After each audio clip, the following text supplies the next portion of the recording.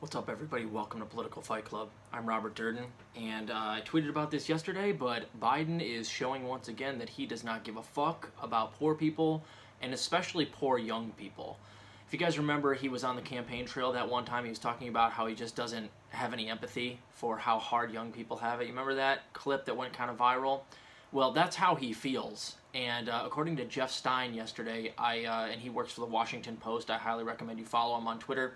He tweeted this: Scoop, White House budget will not include key Biden campaign pledges such as a public option, prescription drug reform, which means lowering prescription drug prices, or student debt relief. He also is not going to raise the estate tax. And Jeff goes on to tweet about that as well. So I'll post a link to the actual WAPO article, but because I've read enough on WAPO lately, they've blocked me until I get a subscription, so I can't even read it until later. But that's why I follow Jeff Stein, is to get me the information I need here. So let's just break that down, you guys. No student debt relief. That impacts primarily young people, and particularly the educated young, keeps us completely downtrodden. And then, of course, not lowering prescription drug prices and allowing a public option. That affects everybody. But it's crazy, man. I know somebody I saw, they were getting into their new healthcare plan with the ACA, and they don't have a spectacular job. And the monthly payment they came back with was like $900 a month. And you're still going to have a massive deductible. The ACA is a piece of shit. It really is, and that's Obamacare. That's, Obama and Biden did Obamacare. Who can afford, at any age, $900 a month for crappy coverage? So it's insane. We need more than a public option. We need Medicare for all. But Biden mentioned a public option on the campaign trail, and I've been trying to push him on it, but it's been all but, invisible, non-existent in the Biden admin. He didn't even mention it in the general election because he pivoted towards the center, as they all do. And then, of course, student loan forgiveness. This is an economic boon waiting to happen. It's a way to unleash everybody under the age of 40 in this country, and we're really having a hard time with our economy right now, regardless of what they're telling you on CNN and MSNBC. We have an enormously high unemployment rate, and did you guys notice that when the jobs report came out, and it was we created 100,000 jobs when we were aiming for 1 million, or it was 200,000 jobs was all they created, and they're like, what happened? Why isn't it, why did the thing, all these great FDR things Biden's doing, why didn't it just create more jobs? Yeah, you guys were off by that much because you're not trying to even be objective in any way about what Biden's actually doing. You're so busy with your nose up his ass that you're not actually evaluating correctly on what the things he's doing and how they're actually going to help us economically, which they're not. He's governing like a moderate Republican, so the economy is doing like it would do under a moderate Republican.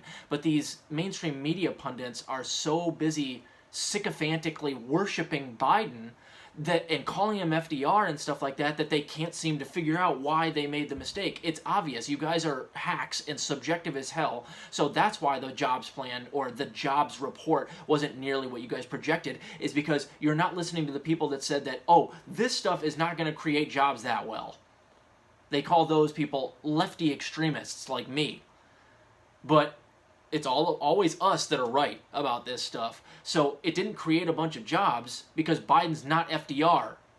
And he's not doing the things that FDR needs to do. And FDR would forgive student loans. Now, that wouldn't necessarily create jobs, but it would free up the entire, everybody under 40 would suddenly have some spending money to put back into the economy. As far as the jobs go, there's a million different things he can do, like the Green New Deal creates 20 million new jobs. Ed Markey's Thrive Act, which is the first step to the Green New Deal, creates 15.5 million by itself. I've gone over that in depth on this show before. There's numerous things that Biden can do to help create jobs, but he's not doing it. So it's crazy to me that people can still stand by their vote. I don't want to voter shame too hard, but if we had Bernie, we'd have a minimum of public option. We wouldn't have lost the $15 minimum wage. We'd be on the right side of the Israel-Palestine genocide. You know, we'd have student loan forgiveness because you can do so via executive order. We'd have legalized, or at least decriminalized, marijuana because you can unilaterally take it off as a Schedule I drug as the President of the United States. There's a million different ways this country would be so much better if we had Bernie Sanders in there right now. But no! We had to go with the electable guy who governs like a moderate Republican because we don't want to let the fascist in there. Can't stand Bidenites. Anybody that still stands by their vote for Biden, man, I can't stand you. I can't suffer you anymore. This is embarrassing. And as well as, you know, the estate tax not going up. You know what? I'm not too worried about that so long as he just makes the corporate tax rate go up and the top marginal tax rate, and they haven't mentioned what he's going to do on those things. He had mentioned a top marginal tax rate of 39% and a corporate tax rate of, I think it was 28%, which is fucking ridiculous because it was 35 under Obama. So, you know, whatever. If he ups the corporate taxes and the top marginal tax rate, I'm not too worried about the estate tax. But, of course, estate tax only applies to people that are worth over $12 million when they die. You tax their inheritance down to leaving to their, you know, kids. So, at minimum, if you're worth $12 million and you qualify for the estate tax, I think they take $3.5 or $4 million, and you still $8 million goes to your kids. It's like a 30 to 40% estate tax. I think it's 40%, which is perfectly reasonable. But I would go higher than that, of course. You know, these are only professional athletes and actors and CEOs and these, you know, wealthy psychopathic billionaires that are actually gonna, you know, qualify for these taxes. So yeah, fucking tax the living shit out of them.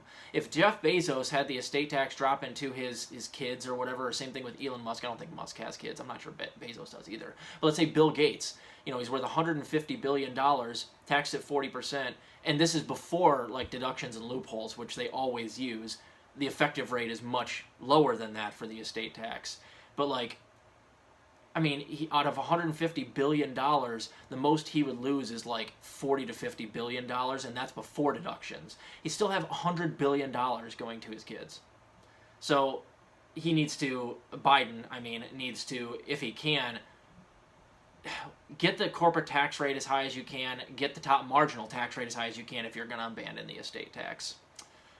So, more swings and misses from Mr. Magoo, Joe Biden, as he fumbles his way through this presidential run here, this presidency, and he's actively losing us the midterms. The Democrats are going to have a real hard time in the midterms because he's really not coming through in any tangible way that people can see. And regardless of what that dude Rachel Maddow is telling you on MSNBC, the country has not rebounded. There's still a tremendously high unemployment rate. The U6 unemployment rate is super high. Millennials and Gen Z have been just vivisected by Biden's presidency, and they're waiting for something to help them out. You know, and this, of course, doesn't help anybody with health care, which that does not help all generations. Things are not back to normal, guys. Regardless of what the mainstream media tells you. And if Biden doesn't really get things back to normal for real, Democrats are in some trouble. Sorry, that's just objectively what's going to happen. And of course, they'll do exactly what they did on the, you know, the jobs projection. Is that when the Democrats lose the midterms, is they'll go, "How did this happen? We were doing so good. We were like FDR." No, you fucking weren't. If you were like FDR, you wouldn't have lost. They'll act super surprised. So keep fighting the good fight out there, guys. I'll do a couple more episodes for you later.